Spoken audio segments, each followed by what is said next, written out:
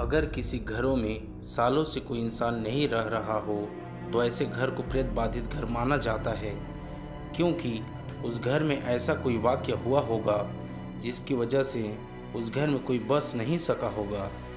आज हम आपको ऐसे ही विश्व के मशहूर प्रेत बाधित घरों में एक घर से रूबरू करवाते हैं जहां इंसान के जाने की हिम्मत तो नहीं होती और उस घर में आत्माओं ने अपना कब्जा कर रखा है। कौन सा है ये घर, कहाँ है ऐसा घर? आपके इन्हीं प्रश्नों के उत्तर हम आपको बताते हैं। इस घर का नाम है वेल हाउस और यह अमेरिका में स्थित है। ऐसा माना जाता है कि इस घर को थॉमस वेले ने 1875 में बनवाया था और अपनी पत्नी और 3 बच्चों के साथ इस वीराने में रहने के लिए आ गए। इस घर में आने के कुछ समय बाद ही उसके छोटे बेटे के बुखार की वजह से मौत हो गई। कुछ दिनों बाद इनके 2 लड़कियों का जन्म हुआ।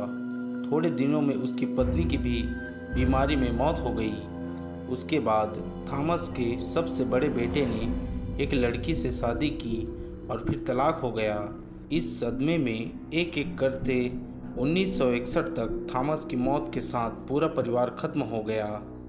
ऐसा माना जाता है कि इस मकान को बनाते समय एक मजदूर ने फांसी लगाकर जान दे दी।